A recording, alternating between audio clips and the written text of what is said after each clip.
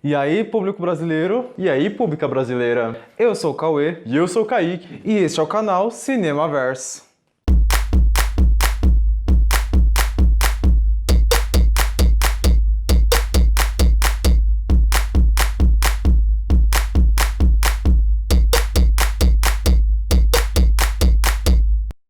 No vídeo anterior, nós pudemos conferir quais foram as 10 maiores bilheterias do cinema no Brasil. Caso você não tenha visto, no final desse vídeo nós vamos deixar um card para você poder assistir. Mas Cauê, será que as 10 maiores bilheterias do Brasil também são os 10 maiores públicos do Brasil? Será? Porque os ingressos eles sofrem com alteração de preço com a inflação durante os anos. Então, consequentemente, eles vão ficando mais caros. Então, um filme que tem menos público mais pra frente pode ter uma bilheteria maior do que filmes lançados anteriormente por conta do ingresso estar mais caro. Por um outro lado, antigamente o acesso aos filmes eram mais limitados, as pessoas precisavam ir ao cinema ou esperar anos passar um filme na televisão. Hoje existem diversas plataformas para o pessoal poder assistir um filme, tem os streamings, teve a era das locadoras, tem DVD, tem pirataria, internet, enfim.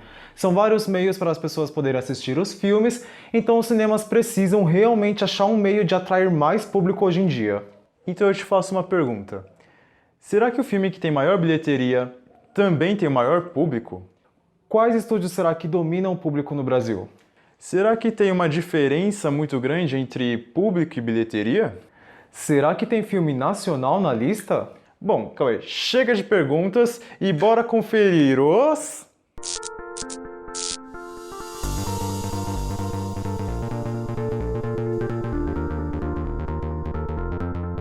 Bom, antes de tudo, sabe o que dá público mesmo, Cauê? O quê?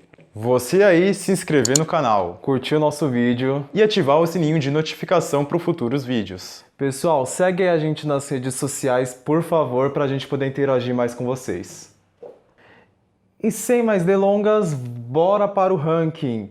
E em 10º lugar, nós já vamos abrir com eles, Os Vingadores. A Disney abre o ranking com o filme lançado em 2012, sob a direção de Joss Whedon e a produção de Kevin Feige.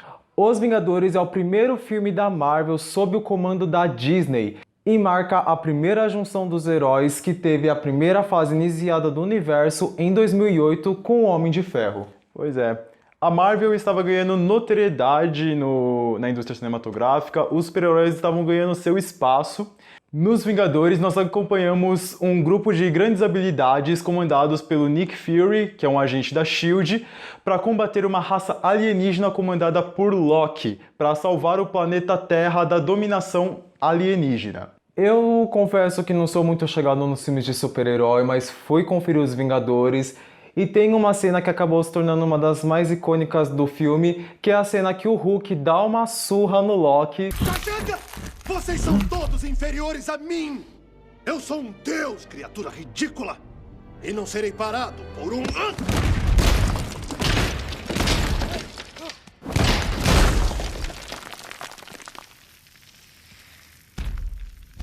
Deus fraco. Essa cena eu rachei o bico. É uma cena muito icônica, ficou muito marcada para os Vingadores. Eu realmente tive uma grande surpresa com os Vingadores, porque eu não sou muito fã de filme de super-herói, mas até que ganhou minha atenção com todo esse clima e o filme divertido que ele traz pra gente. O filme teve uma boa avaliação, tanto pela crítica especializada quanto pela popular. Em 3 semanas, o filme conseguiu bater a barreira de $1 bilhão mundialmente, sendo o maior filme da Disney naquela época. E mostrou que o universo estava ganhando uma potência na indústria do cinema, e o filme conseguiu arrastar uma multidão para os cinemas, levando 10,9 milhões de espectadores, abrindo o ranking na 10ª posição. Legal que eu fiz na 10ª posição. Ai, que burro! Dá 0 pra ele!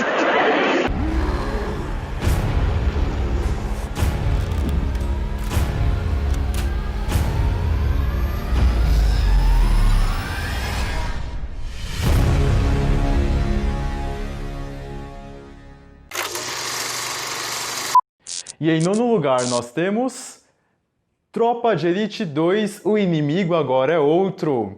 Um filme lançado em 2010 pelo aclamado José Padilha mostra que realmente sequências podem ser superiores que o original. Após o sucesso do filme de 2007, foi elaborada uma série que logo foi cancelada, então Wagner Moura fez uma reunião com o grupo, com a equipe do filme, e conseguiram bolar uma história criativa e empolgante para uma sequência. Nesse podemos ver que houve um amadurecimento do primeiro para o segundo filme. Na trama, o Capitão Nascimento foi promovido a tenente-coronel. Ele foi afastado do POP após uma operação mal sucedida e assim ele vai parar na inteligência da Secretaria de Segurança Pública do Estado e lá ele descobre que há um inimigo ainda maior e mais poderoso, o sistema corrupto e a milícia integrada no Rio de Janeiro no período das eleições. O roteiro ele é mais ambicioso, ele é mais maduro que o primeiro e ele faz a gente refletir sobre o quão a realidade violenta e corrupta que é a política brasileira. O quão podre e sujo são os esquemas corruptos da política brasileira que manipulam a população para benefício próprio e para conseguir poder. A gente vê isso claramente numa frase de início, de abertura do filme que é: apesar das possíveis coincidências com a realidade, esta é uma obra de ficção. O filme recebeu bastante críticas positivas, falando que é um filme mais maduro, mais consciente, mais coeso. E temos destaque para o ator Wagner Moura, que viveu a pele do Capitão Nascimento, e para o ator André Ramiro como Capitão Matias, que entregou uma bela performance no filme. Parabéns para os dois atores, realmente foram performances incríveis. Wagner Moura está cada vez mais maduro no Capitão Nascimento e o filme agradou tanto a crítica especializada quanto a crítica popular. As críticas foram absurdamente positivas e o filme conseguiu atrair uma grande multidão para os cinemas, conseguindo 11 milhões de espectadores, metralhando assim a concorrência e chegando no 9º lugar.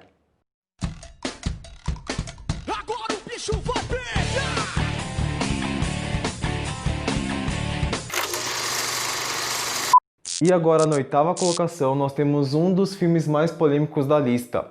No final de 2015, encerrava um dos maiores sucessos da TV Record, a novela Os 10 Mandamentos. E o que eles pensaram? O quê? Por que não fazer um filme? Por que não? Aqui acompanhamos a história bíblica de Moisés, que quer levar o povo de Israel para a tão terra prometida de Deus, tirando ele dos domínios do faraó do Egito, enquanto o Egito sofre as pragas lançadas por Deus. Em janeiro de 2016, começaram as pré-vendas dos ingressos e os ingressos começaram a esgotar rapidamente. E o que parecia estar fazendo sucesso acabou virando um jogo de marketing, pois descobriram que a Igreja Universal estava fazendo com que os fiéis comprassem os ingressos e distribuíssem para o público. Um dos casos mais famosos foi que em Recife, um rapaz comprou 22 mil ingressos para serem distribuídos. Pois é, aí quando o filme foi lançado, o que aconteceu? As sessões esgotadas estavam com as salas vazias. Aí a questão, cadê esse público?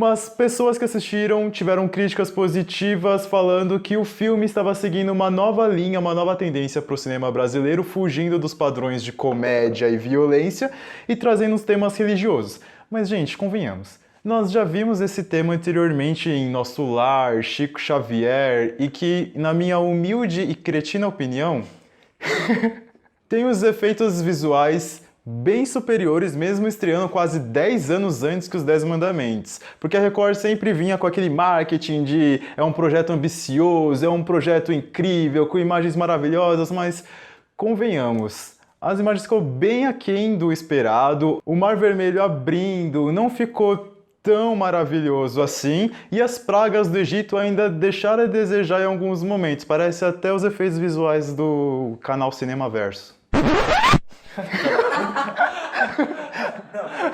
Eu vou dar porrada nela, Cindy! O filme foi um divisor de águas, pois a novela tem aproximadamente 176 capítulos, o filme tem 2 horas, então é um corta, o ritmo meio desenfreado. Algumas atuações do filme ficaram meio que a desejar, o CGI é meio decepcionante. O filme então acabou recebendo críticas mistas. Parece que a estratégia de capitalizar em cima de uma novela não deu muito certo. O sucesso do filme é meio que questionável, já que vários ingressos estavam sendo vendidos, porém as salas estavam vazias. Mesmo assim, conseguiram consolidar a Record Filmes, que fez a distribuição do filme com parceria a Paris Filmes.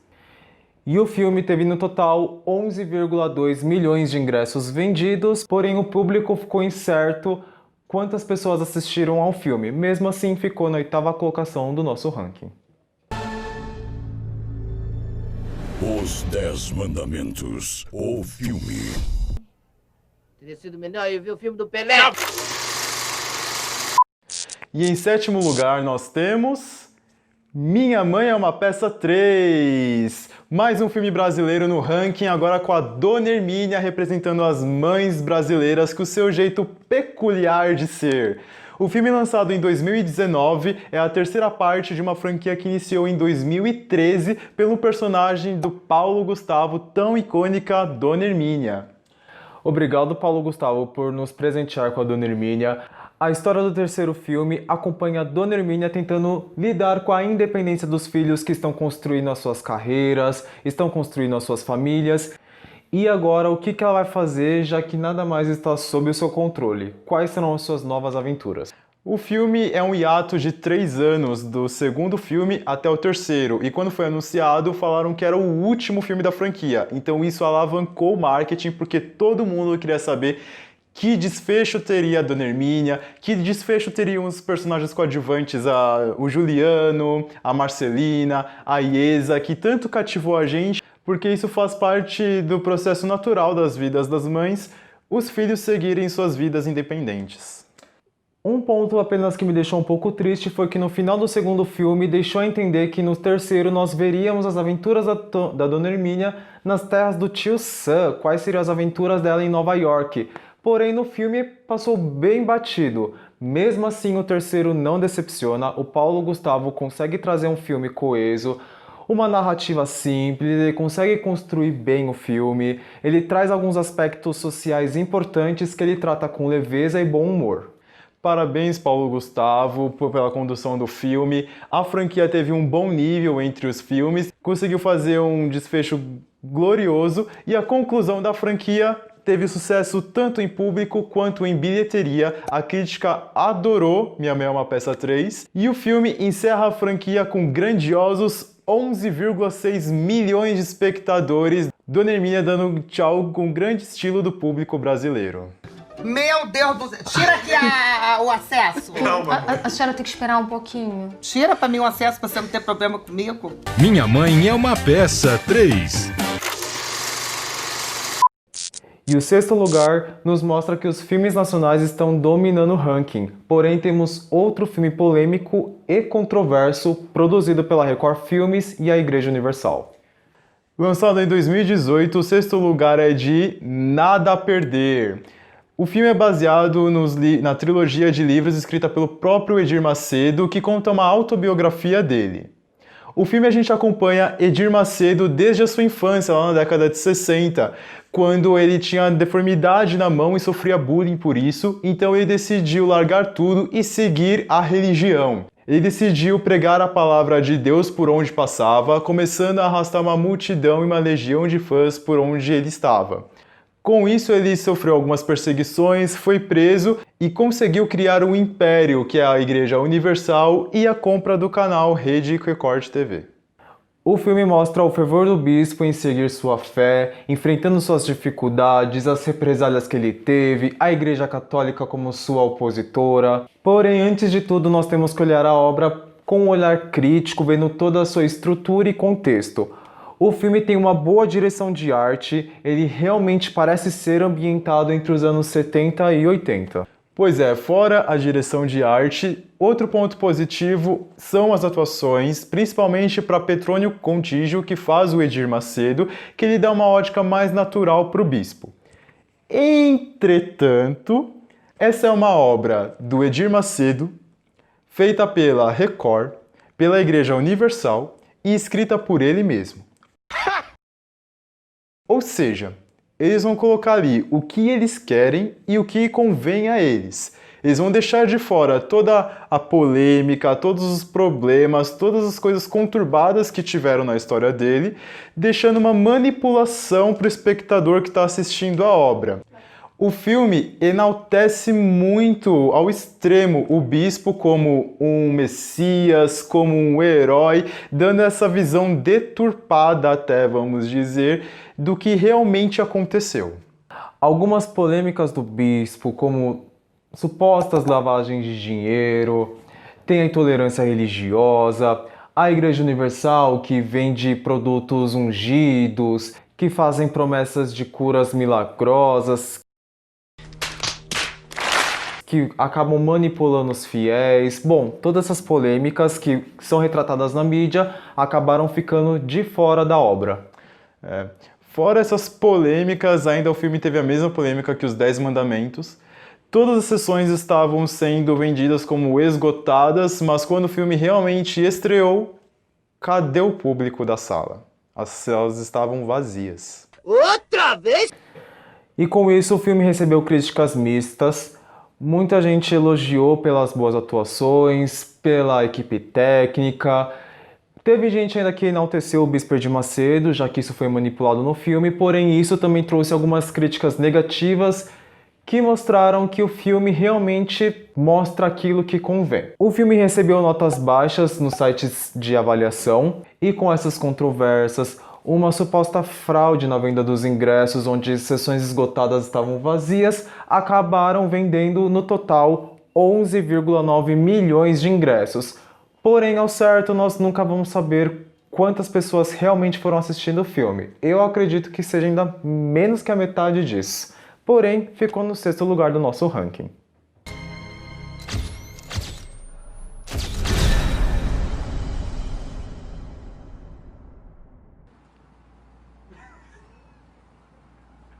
Só besteira.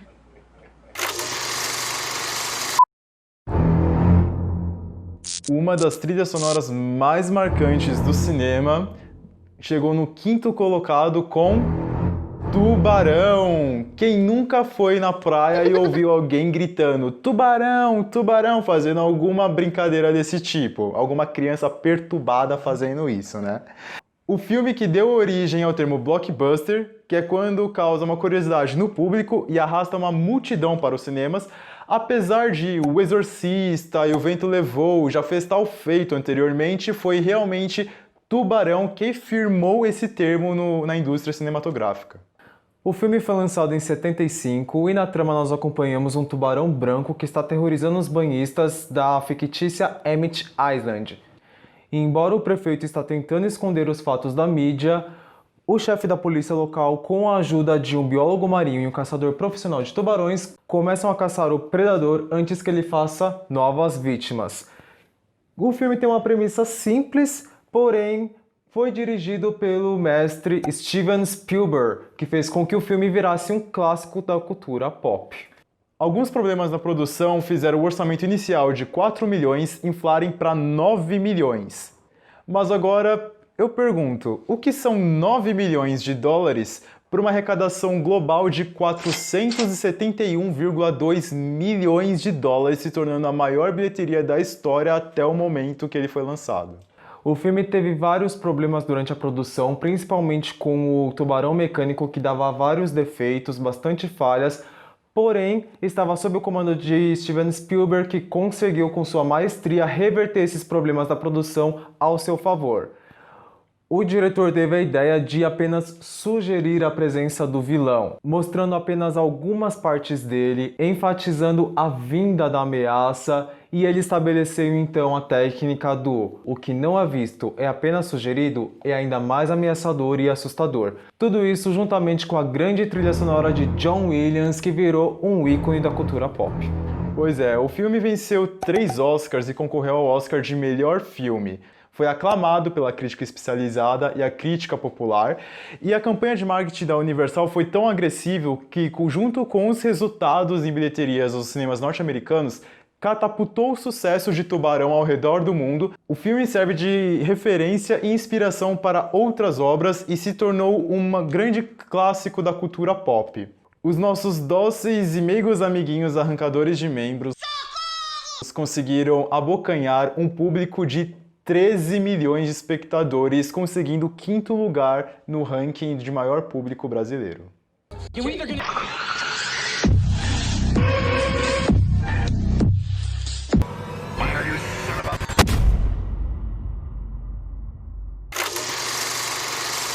E agora na nossa 4ª posição nós temos eles de novo, Os Vingadores Guerra Infinita. O filme lançado em 2018 deu início ao fim de uma era do cinema.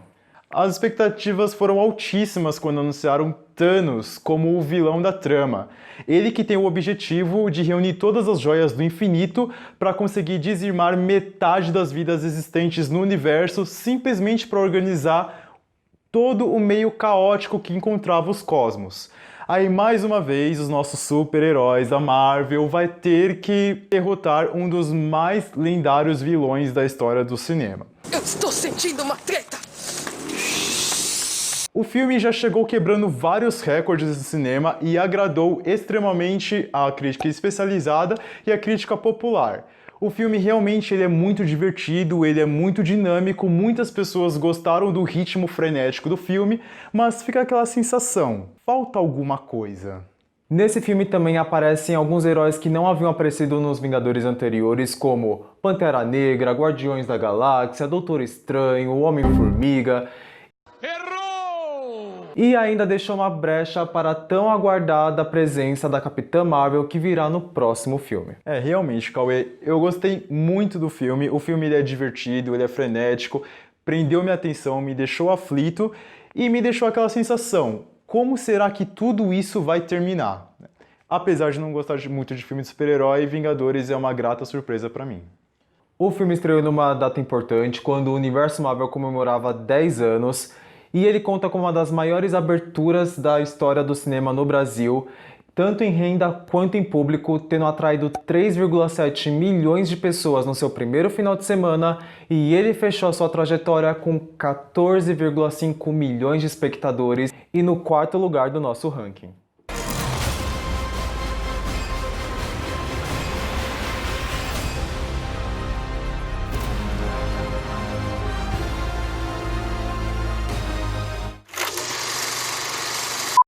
E abrindo nosso pódio, a medalha de bronze do 3º lugar vai para Rei Leão! O filme lançado em 2019, Disney sim é sinônimo de sucesso. Sempre os filmes da Disney estão entre os mais aguardados do ano. E o filme é o remake da animação de 94, que a Disney nos presenteou e gerou um fenômeno mundial, marcando uma geração inteira. A animação é um sucesso sem precedentes, até hoje é um dos maiores filmes dos estúdios Disney. Ela nos trouxe personagens icônicos como Timão e o Pumba, temos uma das trilhas sonoras mais memoráveis como Circle of Life, Hakuna Matata. A Disney estava na onda do live action, vários filmes estavam sendo lançados, alguns tropeços, alguns acertos, mas o Rei Leão logo entrou na lista dos filmes mais aguardados de 2019, se tornando um grande sucesso. O filme estreou em julho de 2019 e dividiu a crítica especializada e um pouco da crítica popular, porque realmente o filme ele tem um visual impecável, o CGI é maravilhoso, os efeitos especiais são incríveis, mas os estúdios tiraram a emoção dos personagens e acabou tirando um pouco aquela magia, aquela emoção que a gente sentia pela obra, aquele carisma que os personagens traziam pra gente, fazendo mais parecer uma obra de um documentário em si do que realmente uma animação. A dublagem, que é um dos fatores mais importantes das obras de animação, teve seus pontos altos e baixos, altos como a Isa na voz da Nala e baixos como o Ícaro Silva na voz de Simba. O filme recebeu críticas mistas pela especializada, porém o público parece ter agradado, conseguiu uma boa aprovação no site do Rotten Tomatoes. Na minha opinião, o live action é bom, eu gostei, apesar de alguns defeitos, eu achei que a Disney entregou uma obra bem realista, um CGI maravilhoso, uma paisagem fantástica, realmente eu gostei bastante. Eu também! Tecnicamente o filme ele é impecável, curti bastante, eu aprovo o remake, apesar de alguns deslizes como a emoção dos personagens, mas eu curti, gostei bastante, me trouxe uma certa nostalgia da animação, foi aprovado, Disney.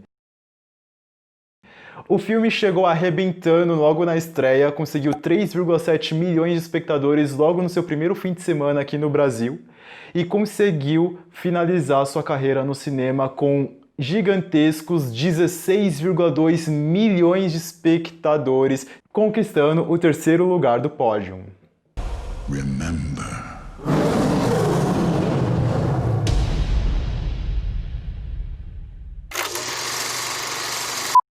E agora, no segundo lugar do nosso ranking, conquistando a medalha de prata, é quase impossível falar de maiores filmes e não citar Titanic. O filme lançado em 97 nos Estados Unidos e 98 no Brasil conquistou o público retratando sobre o evento real que aconteceu com Titanic com uma subtrama fictícia de romance. O filme conta com 3 horas e 15 minutos, porém, a gente fica tão imerso na narrativa que a gente nem sente esse tempo passando. São tantas camadas que o filme possui, como o amor proibido, temos o drama, os eventos reais, nós temos a crítica social, como a separação de classes dentro do navio, que é tão bem abordado dentro do filme. Temos o egocentrismo do capitão, a Rose dentro de um padrão pela qual ela não quer se encaixar. Enfim, são tantas subtramas que o filme aborda que você nem vê esse tempo passando. E a produção foi extremamente complexa.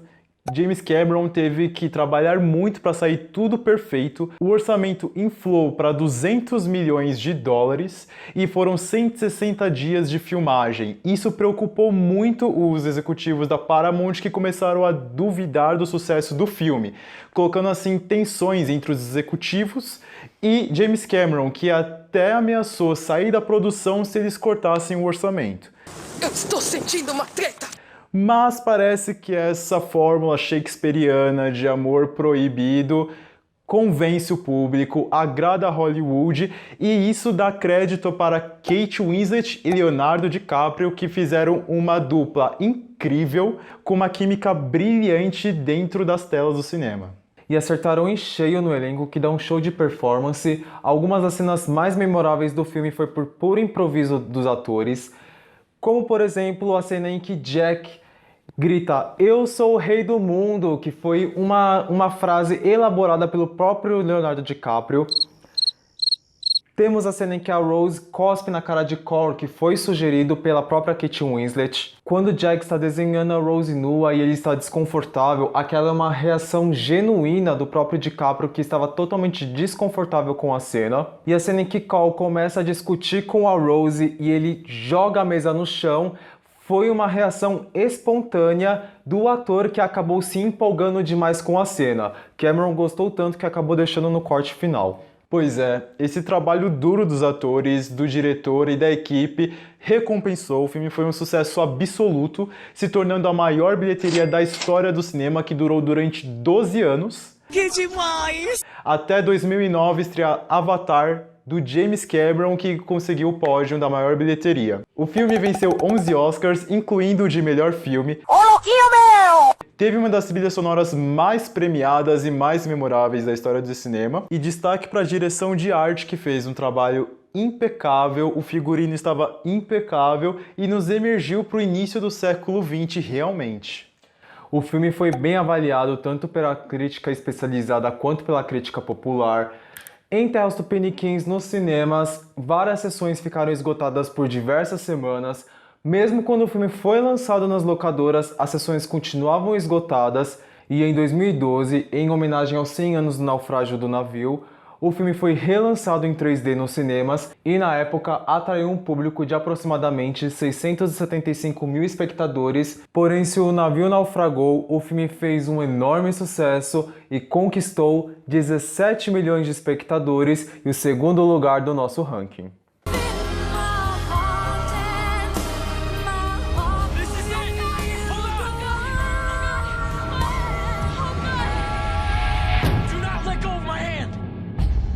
I'll never let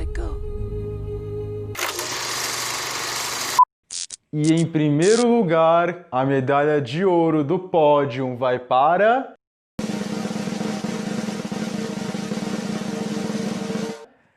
Vingadores Ultimato!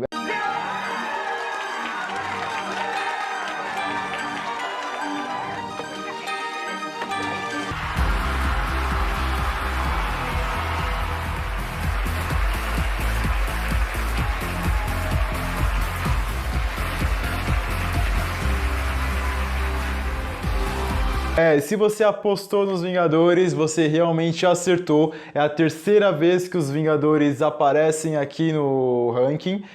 Disney e Marvel, sim, criaram um reinado na indústria cinematográfica.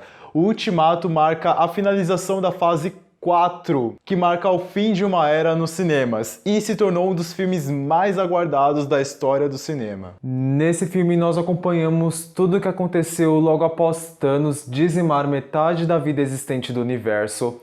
Nele nós temos a aparição da Capitã Marvel, que estava sendo tão aguardada para a junção dos heróis.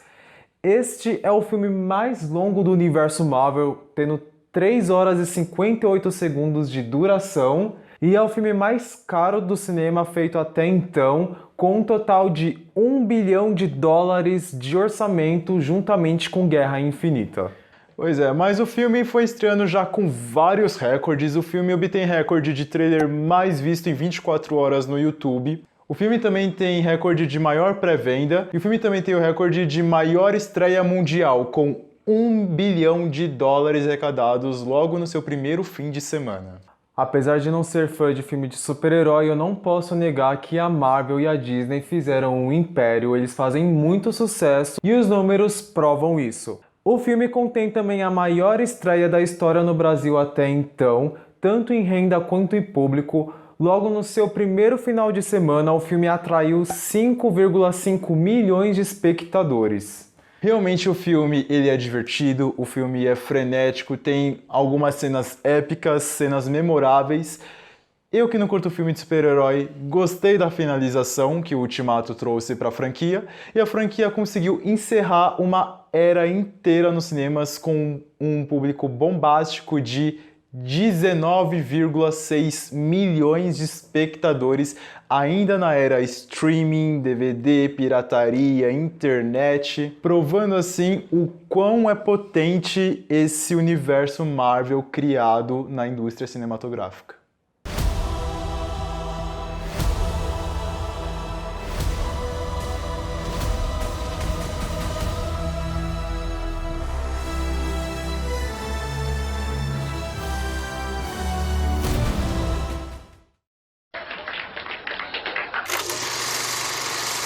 Agora nós vamos dar uma rápida analisada no ranking.